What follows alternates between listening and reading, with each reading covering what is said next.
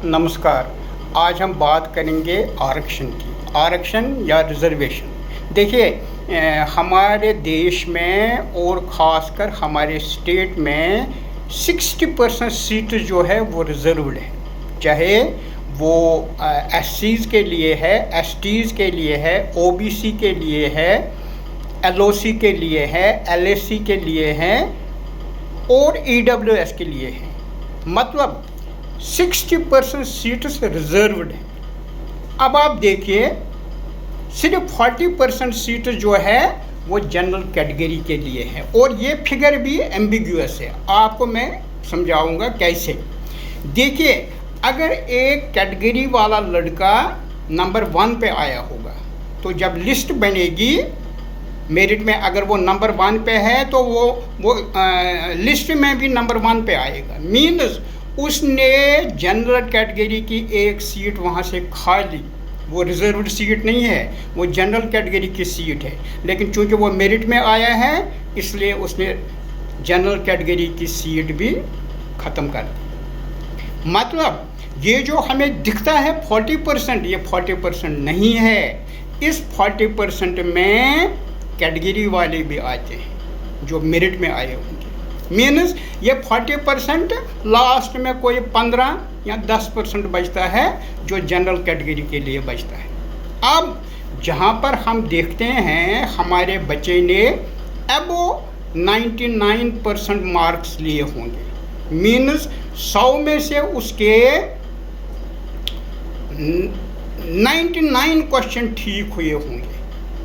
वहीं पे एक कैटेगरी का लड़का जिसको माइनस में मार्क्स होंगे, मतलब उसका कोई भी क्वेश्चन ठीक नहीं होगा, बल्कि उसको माइनस में मार्क्स उसने लिए होंगे। उसने इतने क्वेश्चन गलत किए होंगे कि उसके मार्क्स माइनस में होंगे, क्योंकि एक क्वेश्चन को 1 मार्क्स होता है लेकिन गलत आंसर के 2 मार्क्स कट जाते हैं। तो उसने इतने क्वेश्चन गलत किए होते हैं कि उसको माइनस में मार्किंग हो जाती है।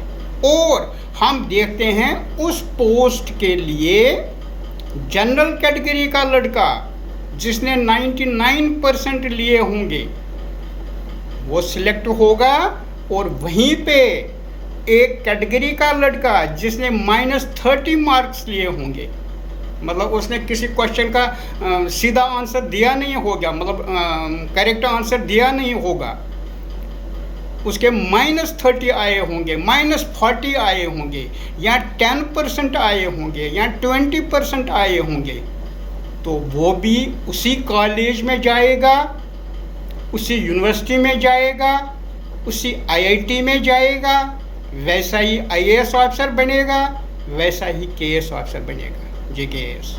मतलब हर जगह पे कैटेगरी है, हर जगह पे कैटेगरीज है।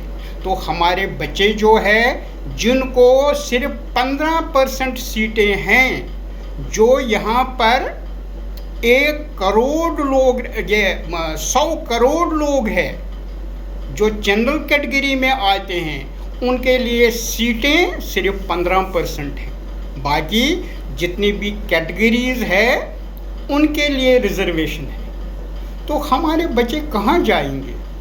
हमारे बच्चों का एडमिशन किस कॉलेज में होगा?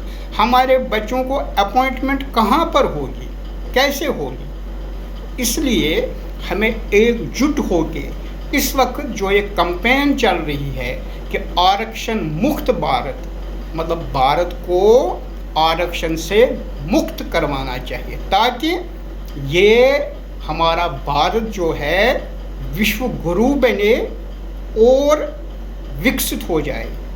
वरना ये जो कैटेगरीज में लोग आते हैं, अगर ये डॉक्टर बनते हैं, इनको बोलो दांत मुझे दर्द है, ऊपर वाले दांत में दर्द है, ये करते हैं उसका एक्सरे, फिर एक्सरे को जब उल्टा करते हैं ये सोचते हैं ये नीचे वाले साइड में आएगा एक्सरे में, तो ये नीचे वाला दांत निकालते हैं। इनको इतना पता नहीं चलता है कि इसके दांत में कहाँ दर्द है, निकालना कौन सा दांत है।